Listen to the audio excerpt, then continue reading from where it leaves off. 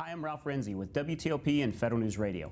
Welcome to Federal Marketing Insights, a show designed to be a resource for federal marketers or people trying to reach government decision makers. Today's discussion will focus on communication best practices. My guest is Monique Robinson. Monique is the Principal Field Marketing Manager, Public Sector at Informatica. Monique has a vast amount of experience in federal marketing, working on both the product and service side of the business. Welcome, Monique. Thank you. It's good to be here. In our first segment, we're going to talk about communication best practices. There's a lot that's changed in the government marketplace in recent years. Monique, what have you seen that has changed the most in the last 12 to 16 months? I would say that we have seen really big changes in marketing to the government over the last year. And I would say that probably some of my federal marketeers agree that the traditional marketing methods, such as emails, are definitely less effective than they used to be in the past. We're seeing about a 1% response rate on emails. And then in terms of in-person events, you're seeing a very big attrition rate, sometimes 50 to 60%. So those traditional marketing tactics of email and in-person events are not as effective as they used to be. So we need to now look for new and innovative ways to market. And so traditional ways of marketing, so emails, that's like going out to your database Correct. And sending out some information, and you're only getting a 1% return. Exactly, yeah. Wow, that's interesting. What else would you categorize as traditional? Is there some other forms of media that you put in that bucket? Absolutely. So I would say, again, in-person events and trade shows. We used to do a ton of trade shows in the past. And as you know, the government is not attending as many trade shows. So those type of traditional marketing avenues have changed. Yes. Matter of fact, you and I were both at the Market Connection study, and the stat was 58% of IT executives do not attend any trade shows at all during the course of the year. So that's pretty scary. That is scary. So with the lack of face-to-face engagement that you would have gotten in trade shows, so that's a huge change. So it's going to force you to go elsewhere to try to get that engagement. That's absolutely true. Yeah. Okay. And we'll come back to what else we're doing, because we're going to hit a lot of those topics of how we are accomplishing those face-to-face engagements. Okay. But also, there's been some changes in funding. So we've gone through, last year we had a government shutdown, we had sequestration, and now we had finally had a budget passed, but it's still on a limited basis. So how is that constricting or making you forcing you to do other things in marketing? That's a great question. So it's funny because we still talk in the office that we're still feeling the effects of the government shutdown, both in sales and the way we market.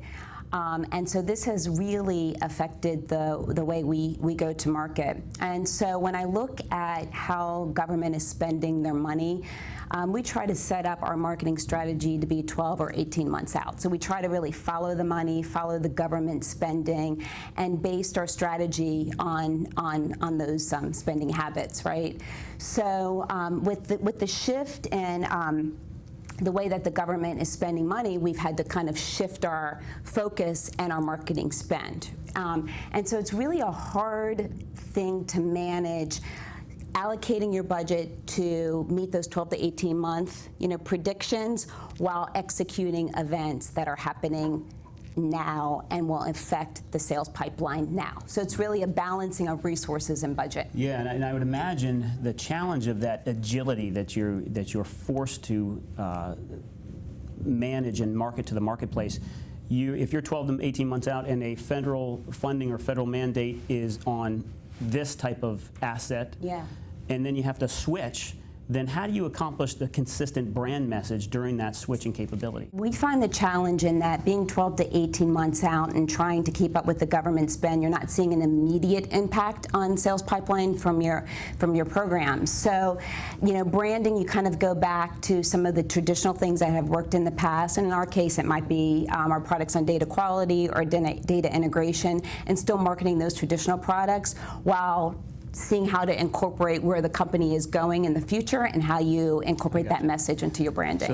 So it's maintaining a consistent brand message while making sure you're delivering the message of the service or capability that matches where the government's going. So that's a challenge. Yeah, you summed it up perfectly. Okay, well, that's good. And then going back to, I'll call it the hangover of the sequestration and government shutdown. So is it your business development team that's really having to find that market intelligence to see where the government is moving and how we can help them solve their needs? Yeah, for us it's a combination of many different avenues. I mean, we really rely on information from companies like Deltek, MX Group, Market Connections to delve and get a lot of that data. We use our business development team to, try to find new contacts as well. It's a combination of me really understanding the market and guiding corporate to, dive our message right to the federal level. It's a combination of, we have a chief strategist and an industry marketing person that really knows the insides and outsides of the government market and help tailor that message appropriately. Great. And, I'm in sales myself, believe it or not, and when you have a relationship with your clients and then you have to switch, we've met with a lot of clients that have not had to do a lot of marketing in the federal area. And then they switch, and not only are they forced to look at marketing, but that relationship between the business development team is now not as valuable as it once was because the money switched in the federal government. So I would assume that marketing is going to help position that business development team who's going to develop a brand new relationship with a new sector. Absolutely, yeah, you hit the nail on the head. And we use business development in a couple of ways. I mean, for us, and I think this is important for all federal marketers, a lot of our business development is geared towards the systems integrators and partners, right? So you have to have a message of selling to, selling through, and selling with the partners. And so you have that one message. And then on the other hand, we have what's called an inside sales development team, and they're really responsible for helping us look for new contacts, helping close that marketing loop, helping with call campaigns and those kind of things. So they have a different role, and marketing has to help them as well. How are you kind of prioritizing what's useful for you and all the different options you have out there?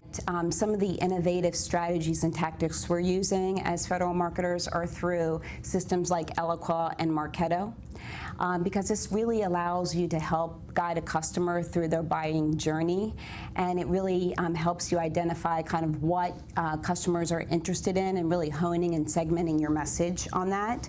I think social media has really innovated the way we go to market, and that every marketing plan needs to have a really solid social media plan associated with it.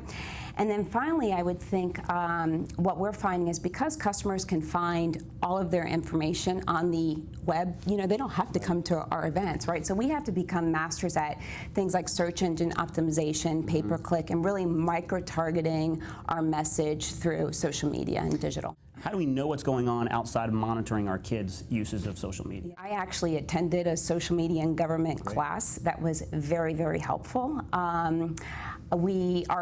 We've hired a new industry marketing person, and you find, especially at Informatica, we have placed such a heavy emphasis on social media that we're really building up a team that is very knowledgeable of social media and is helping to educate us at the level, because I think as a federal marketer, you have to be a master of so many different things, right? Lead generation, social, branding, events. You have to be able to do it all. So I often rely on those that are better and smarter in things to educate me.